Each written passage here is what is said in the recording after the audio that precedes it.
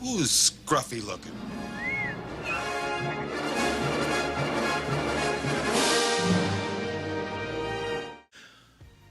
What's up, everybody? Welcome back to the Talking with My Hans channel. I have some in-between content for you here. I don't know if that makes any sense, but we're gonna do it anyway. I got a new video coming out pretty soon that we're gonna talk about Star Wars Squadrons in, and we just covered the Bad Batch announcement, which is very exciting. So I have a little bit of an in-between video for you here right now. If you follow me on Twitter, which a lot of you do, you've seen me post my Star Wars ranking a few times. I've shared it here and there, but I also did one big release for 1,000 followers. If you haven't seen that, you can go check it out. But if you haven't, stick around for this video because that's what we're talking about today. My personal Star Wars movie ranking, and more specifically, why they're ranked the way they are, because I realize I've posted it on Twitter probably 20 times, but I've never got the chance to explain why those movies are in those positions. So I thought it'd be a great video because I don't see a lot of people explaining why they like the movies that they like. So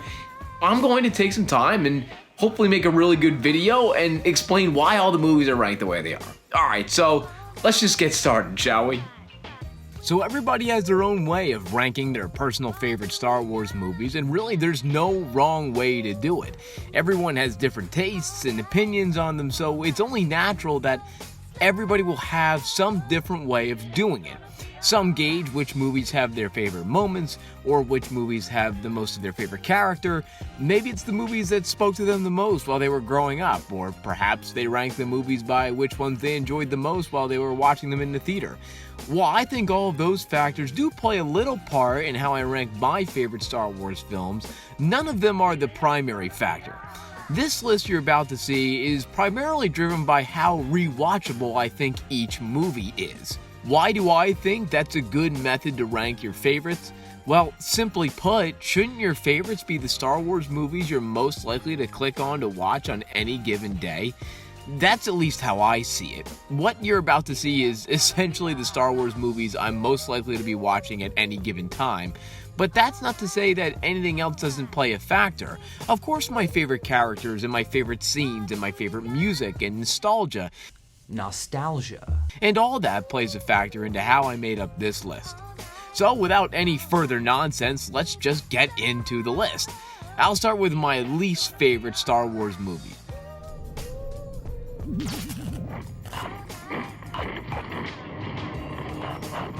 That wonderful distinction goes to Attack of the Clones and The Phantom Menace, in that order. I know a few people that have these two near the top or are their top movies in the saga, but not I. Most of the important Anakin scenes in Attack of the Clones I find cringy and straight up hard to watch. If you are suffering as much as I am, please tell me. No other Star Wars does that to me. The Phantom Menace only gets a higher spot because it was helped so immensely by both Queen Shadow and Queen's Peril. I also think The Phantom Menace holds up a lot better than Attack of the Clones if we're talking quality. I know it's hard to judge a movie for its quality if it was made at the dawn of CGI in 2002, but at least for the rest of the Star Wars, I don't clearly notice how bad it is in some of the shots.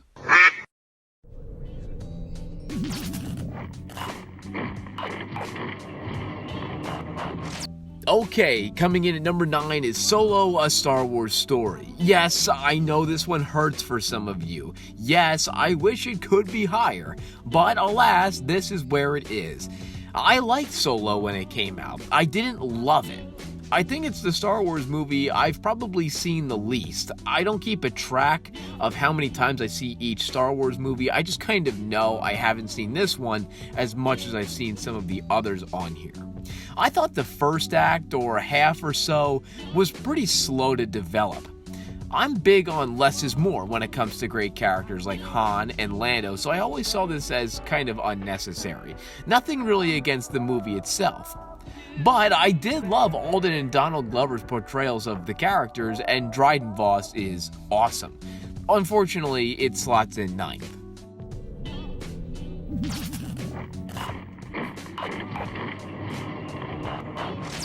The number 8 spot goes to Rian Johnson's The Last Jedi. Boy, I really do like this film. I promise I'm not a hater. There are so many things to like. So many greater themes and ideas and aspects of this film that I love. Unfortunately, for as much as I love this film, there are simply parts that have never struck home with me. So really, it's a film of highs and lows. For every good part, like Yoda and Luke, there's a bad part, like the lack of Maz, and the weird line about letting the father years go. I have a feeling this one will be moving up in the ranking as the years go by.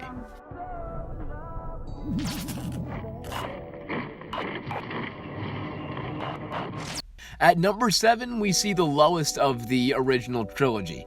Return of the Jedi is probably the ranking that I'm least proud of. For a while, I actually liked Return of the Jedi more than The Empire Strikes Back. I know, poor life choices, but that was a long time ago. There's so much I do love about this movie, though. I think it's the best finale of the 3 in the saga. The party on Endor, the music, the scenes flashing across the galaxy, all super emotional. Luke versus Vader and the Emperor is a top duel in the saga, and the Battle of Endor probably ranks up there as well. Nevertheless, as much as I think the stuff with Jabba is cool, it still kind of bores me, and I think it slows down the movie a ton right off the bat.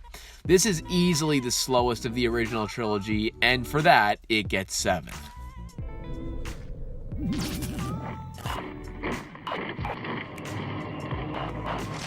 Alright, number 6, we have the latest entry in the Star Wars saga, The Rise of Skywalker. I actually just watched this movie recently, and let me tell you, every time I see it, I like it more and more. I love the chemistry between Rey and Finn and Poe. 3PO has his most hysterical moments. Palpatine is by far the creepiest in this one, and I loved how fast-paced it is. Sure, it ignored some of the great things that Rian Johnson brought to the franchise, but overall, I think it's a superb ending to the saga. Alas, it's not completely perfect, or else it would be higher. Actually, after reading the novel version, I wish that many of the extra scenes from that book had made it into the movie. You can go check out that video if you need a deeper explanation.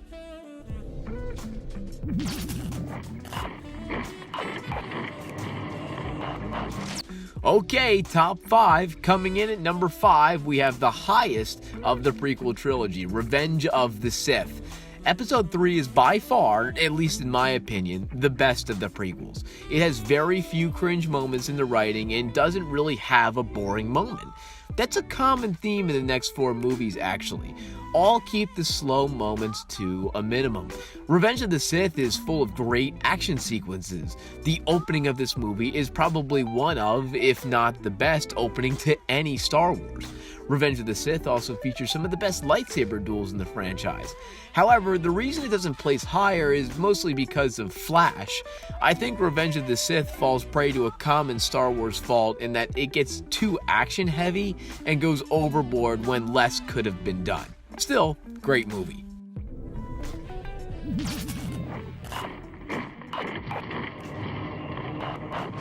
Number 4, Rogue One. A lot of people have some hate for Rogue One, and I really don't know why. I love that the first spin-off movie for Star Wars takes place right before a movie and about an event everybody knows already. It was a genius marketing move. It's beautifully shot and surprisingly emotional, even though we all know what the ending was going to be.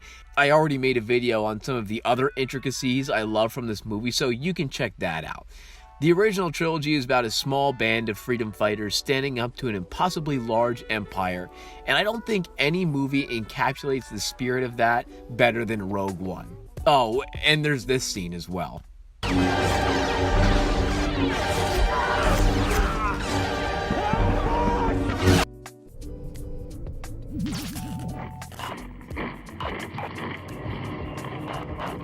Top 3, here we go.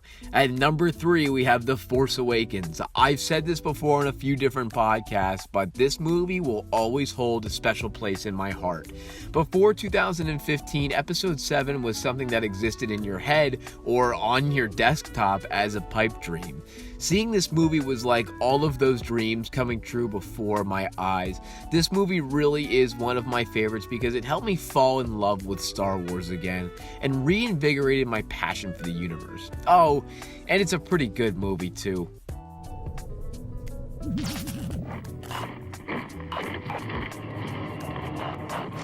At number 2 is A New Hope. A couple years ago, if you had asked me if this movie was ranked above 4 or 5, I probably would have said no. I know that seems like heresy now, but honestly, after the Disney takeover of the franchise and the reboot of the canon, this movie has gotten 10 times better for me. It seems like that moment in the universe has a special essence to it, and that the destruction of the Death Star and Luke discovering the Force was the turning point of the franchise. Obviously, creating a book of 40 different side stories revolving around the film does wonders for it as well. A New Hope is, at this point, almost as American as baseball or apple pie, so it rightfully deserves a place at the top.